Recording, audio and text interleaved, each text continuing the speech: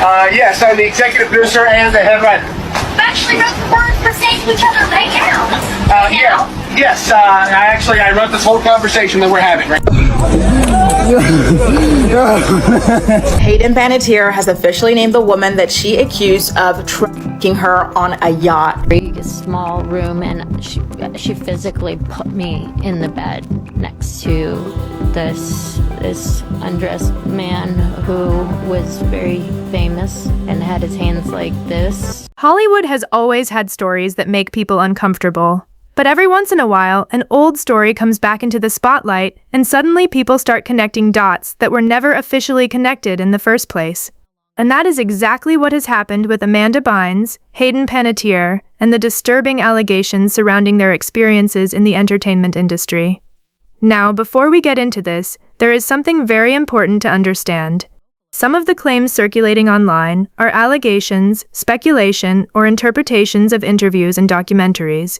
They should not be treated as proven facts unless there is credible evidence confirming them.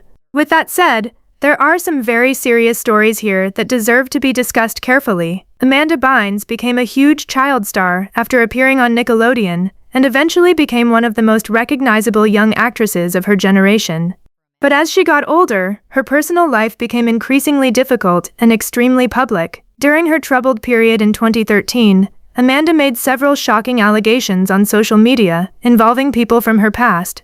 Some of those statements were later withdrawn, while others were never substantiated. Her parents publicly denied some of the allegations, and Amanda herself later attributed certain statements to her mental state at the time. So already there is a complicated history surrounding what Amanda said and what can actually be verified. But years later, the conversation surrounding the Nickelodeon era became much larger. The documentary Quiet on Set brought renewed attention to the working environment surrounding several popular Nickelodeon productions and included allegations from former employees and performers about inappropriate workplace behavior. The documentary also reignited public discussions about executive producer and writer Dan Schneider, including claims from former writers about the environment in the writer's room and the treatment of young performers. According to the transcript we're discussing, former writers described a workplace where female writers allegedly experienced inappropriate requests and uncomfortable situations. The documentary also examined controversial material involving young actors on Nickelodeon shows. These stories caused many people to look back at the entertainment industry differently. Because when you're a child actor, you're surrounded by adults who have enormous control over your career. They decide which projects you get. They decide what material you perform. They control your access to producers and executives, and when you're only a teenager, it can be extremely difficult to understand where professional boundaries are supposed to exist. Amanda entered that world when she was very young. The source material also discusses reports that Amanda had a particularly close professional relationship with people connected to her shows, and that she was spending significant amounts of time around adults in positions of authority. That has led many people online to question whether young performers were adequately protected during that era. But we need to be careful here. There is a huge difference between saying that an environment was inappropriate or poorly managed, and claiming that a specific person committed a crime. Those are not the same thing. And that distinction becomes even more important when we move to Hayden Panettiere. Hayden has publicly spoken about difficult experiences in Hollywood and, according to the source material, described an incident in which she said she was taken onto a yacht by someone she trusted and brought into a small room where she was placed beside an undressed famous man. She described the experience as something that put her into what she called survival mode. According to the transcript, Hayden said she refused what was happening and eventually found somewhere else to stay on the boat, even though she was out at sea and had limited options. What makes this story particularly disturbing is that Hayden reportedly said she did not publicly identify the people involved because they were powerful industry figures she could potentially encounter again. That detail alone created enormous speculation online. People immediately began trying to identify the unnamed individuals, and this is where internet speculation can become dangerous. Once a person tells a story without naming someone, social media users sometimes decide to investigate and create their own theories. One name that was circulated online was Diana Jenkins, but according to the source material, Jenkins and her representatives denied being the woman Hayden was describing and threatened legal action against people making the accusation. So that theory should not be presented as fact. Another name that became the subject of online discussion was British musician James Blunt. People online pointed to the timeline, photographs, and connections between various individuals in Hollywood and tried to match those details with Hayden's description. But again, matching pieces of a timeline does not prove that someone committed misconduct. A photograph with somebody does not establish what happened privately. Being present at the same event does not establish involvement in an alleged incident. And speculation should never be presented as evidence. This is one of the biggest problems with celebrity gossip in the age of social media. People see 2 or 3 coincidences, and suddenly a theory becomes the truth. But real investigations don't work that way. There has to be evidence.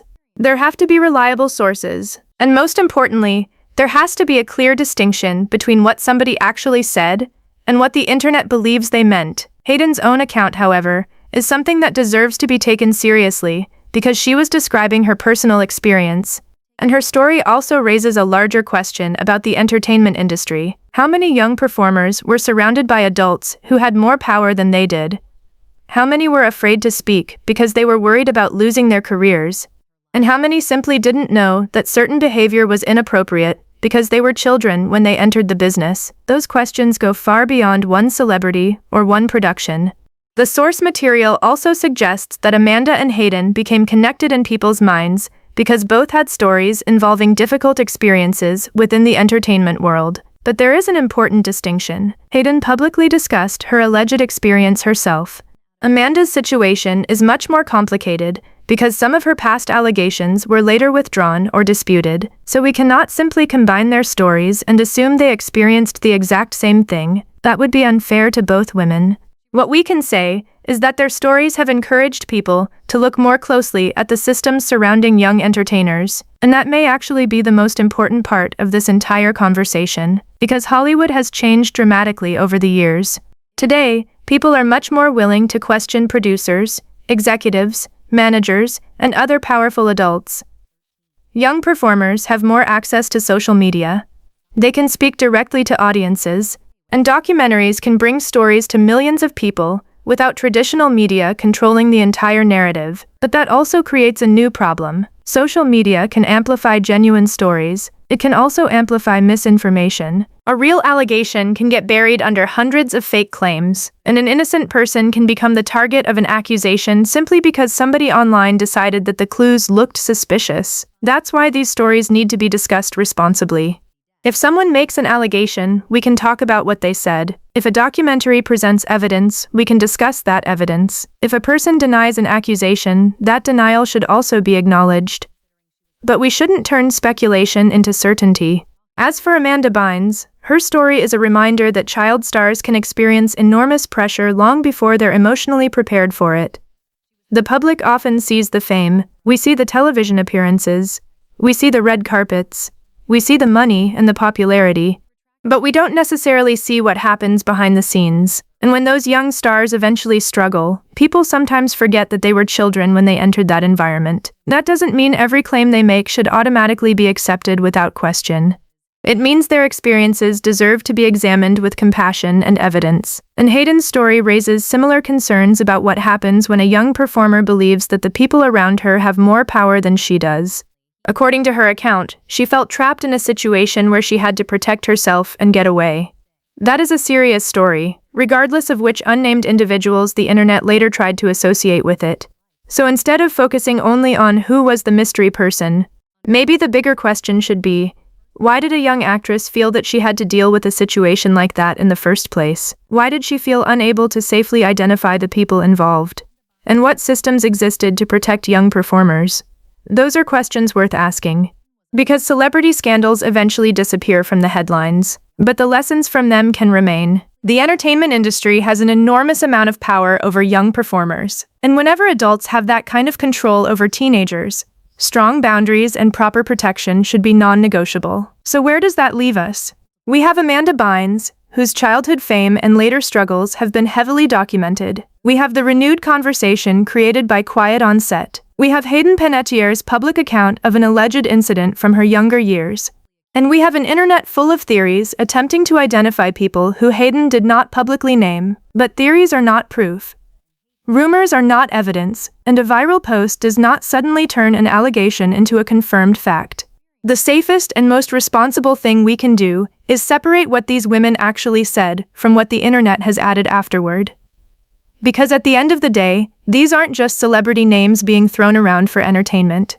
They're stories involving people's careers, reputations, and personal experiences. And if we're going to talk about them, we should do it carefully. Now I want to hear from you. What do you think about the renewed conversation surrounding Amanda Bynes and Hayden Panettiere? Do you think Hollywood has done enough to protect young performers? Or do you believe the industry still has a long way to go? And most importantly, do you think social media is helping expose important stories? Or is it making things harder by mixing verified information with speculation? Let me know what you think in the comments. And if you want more deep dives into celebrity stories, internet controversies, and the facts behind the headlines, make sure you subscribe to **TruthLeak Umpire **, because sometimes the real story isn't the rumor everyone is repeating. It's what can actually be proven.